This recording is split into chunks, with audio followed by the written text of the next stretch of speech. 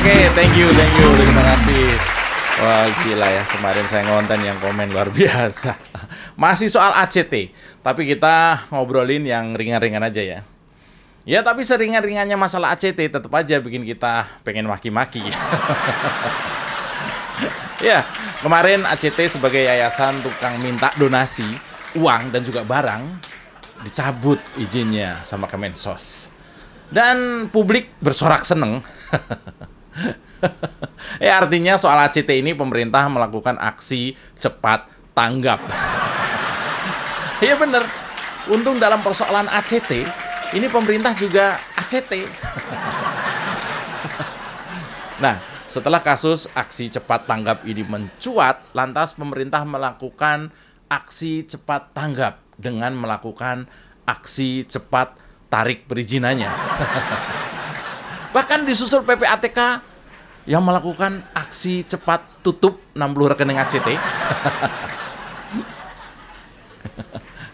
Dan membuat ACT mendadak untuk melakukan operasional, melakukan aksi cari talangan.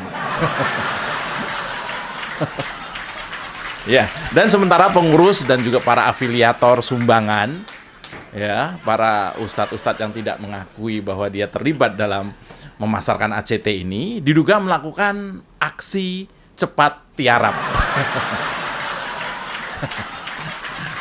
Iya, sambil melakukan aksi cuci tangan. Iya. Oke, puas ya main singkatan ACT ya, puas. Oke, dicabutnya izin, kemudian ditutup rekeningnya, diinvestigasi pengeluaran dan juga asal pemasukan, yang konon jumlah transaksi sampai 1 triliun dalam setahun. Gila ini. Ini yayasan sedekah apa trading binomo? Ya, pantesan aja pengurusnya hidup mewah. 1 triliun total transaksi kata PPATK. Cara hidup mewah atau hedon pengurus yayasan sumbangan ACT ini lalu disorot publik. Dan rame-rame bilang, tega lu ya. Ya, satu saat ya sekitar, saya lupa ya, 5 tahun lalu lah ya. 5 tahun lalu saya pernah makan bakso lah di pinggir jalan itu di daerah Bintaro. Lantas datang sebuah mobil double kabin, ya warnanya antara abu-abu dan warna gold, itu mewah lah, gitu. Double kabin. Turun penumpangnya dan masuk ke warung bakso yang lumayan ngetop itu. Masuk serombongan orang pakai rompi ACT. 3 perempuan, 1 laki-laki. Kok jumlahnya pas ya? 1 laki-laki dengan 3 perempuan. Mirip dugaan pendiri ACT. Ya. Lantas mereka duduk satu meja kira-kira 2 meter di depan saya. Ya, saya sih cuma melihat, ya keren-keren amat ini orang ya, dengan rompi ya, gagah, cantik ya. Ya mau nggak mau saya kan jadi denger obrolannya karena deket kan. Yang laki-laki bilang, di sini baksonya enak. Bosen lah makan di mall melulu. Sekali-kali jajan makanan yang agak murah katanya. Lalu disambut ketawa cekikikan teman-teman perempuannya. Sialan kan, bakso yang dibilang makanan murah itu. Bakso yang dibilang makanan murah itu tuh makanan saya hampir tiap minggu. Gila. Dalam hati ya saya batin ya, ini orang sombong amat.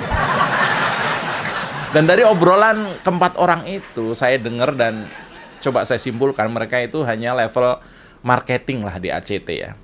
Tuh, level marketing aja, jatah mobil dan jatahnya mobil ya, dan sampai juga bosen makan di mall katanya. Dia nggak mikir yang dia buat makan di mall itu duit sumbangan. Bisa jadi sumbangan dari tukang bakso itu juga. Ya, melihat pengurus pusat ACT yang ngotot bahwa mereka tuh nggak salah, mereka ngentit duit sedekah atau duit donasi itu ya anggap saja wajar, kan mereka kerja. Ya kalau niatnya bikin yayasan sedekah, lalu buat cari laba, cari untung, cari kemewahan, memanfaatkan celah peraturan yang longgar dan kedermawanan orang, dengan cover agama, topeng agama. Ya ini namanya kan bajingan.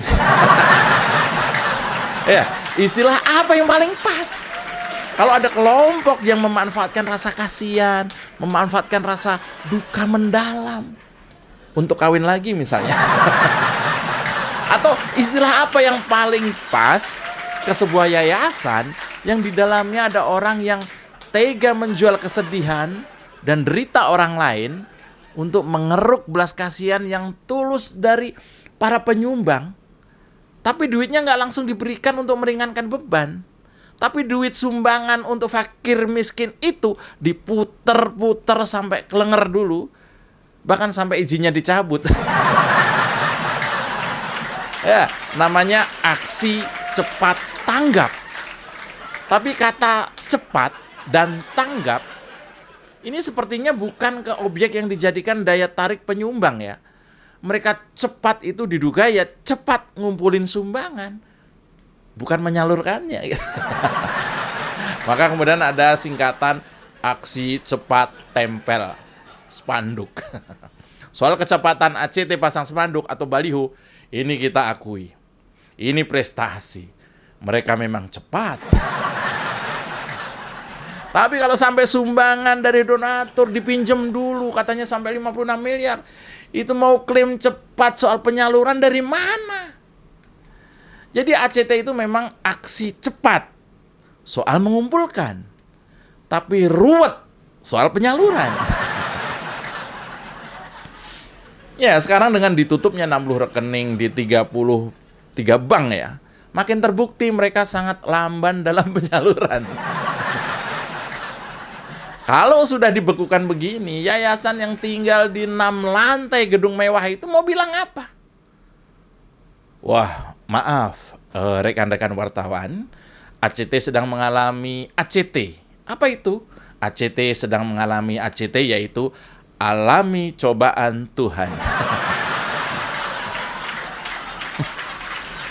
Ya, kasus ACT yang kini mulai merambat ke ranah pendanaan terorisme itu jadi makin menarik diketahui publik ya. Kita jadi makin kepo nih. Apalagi PPATK bersama aparat sedang bekerja keras untuk menginvestigasi, untuk membuktikan berbagai dugaan ini. Ya tentu banyak orang jadi kaget dengan kasus ACT ini. Nggak nyangka lah. Apa yang mereka gembar-gemborkan sebagai lembaga peduli soal kemanusiaan, ternyata begini doang. Kita ini kemakan dengan jargon-jargon ampuh mereka. Menyelamatkan umat, membantu si miskin, peduli sesama, selamatkan kaum fakir. Berdebah kalian ini ya. Ya, kalau benar kalian peduli si miskin, sumbangin 100% gaji kalian buat mereka. Bukan malah minta gaji mahal. Ya ternyata jargon-jargon itu cuma branding doang. Bahkan uang korban kecelakaan sampai meninggal saja mereka makan. Ada kecelakaan pesawat, korban meninggalnya banyak, lalu ada sumbangan buat mereka, dipinjam, diembat. Yang bikin gemes adalah si pendirinya yang dipecat dari ACT, ya gara-gara rebutan cuan ini, keluar ACT langsung bikin lagi yang baru, namanya GMC, Global Muslim Charity. Kalau di ACT namanya nggak nyenggol-nyenggol agama ya, ACT kan aksi cepat tanggap, nggak nyenggol-nyenggol, itu namanya aja masih clean lah. Tapi perilakunya aja, sementara kalau di GMC ini to the point, pakai kata Muslim. Mungkin biar lebih dalam ya, mungkin ngeruknya biar lebih dalam. Ya, si Ahyudin ini mungkin karena takut kehilangan mobil mewah ya, mungkin ya. Mobil mewahnya itu, Alphard itu. Maka dia buru-buru bikin yayasan sumbangan lagi, buat dapat Alphard lagi. Ingatlah wahai Ahyudin, ACT, Alphard cuma titipan. Ya, soal izin ACT dicabut Menteri Sosial itu ya, saya rasa sih ACT masih beruntung lah menurut saya. Kenapa? Ya karena kebetulan Bu Risma lagi naik haji. Jadi beliau minta Pak Muhajir yang gantiin jadi Menteri Sosial sementara, ad interim istilahnya. Jadi waktu cabut izin ACT, Pak Muhadjir itu atas nama Menteri Sosial cuma lewat jumpa pers lah, pers conference, selesai. Diumumkan ke media, selesai. Coba kalau Bu Risma nggak naik haji. Proses pencabutan perizinan ACT saya yakin lebih dramatis. Saya membayangkan ya, Menteri Sosial Bu Risma datang ke kantor ACT di lantai 22 ya, sebuah menara di Jakarta Selatan. Lantai dulu. Lantas masuk ke kantornya ACT. Ya. Selamat siang ya, saya Menteri Sosial ya. Ini benar kantornya pusat ACT nih. Mohon maaf nih, ini bener nih. Bener ya? Ojo goro kon. Tak keplak kon. Tak keplak mati kon. Ngomong yang bener. Ini bener kantor pusatnya ACT. Kok mewah begini?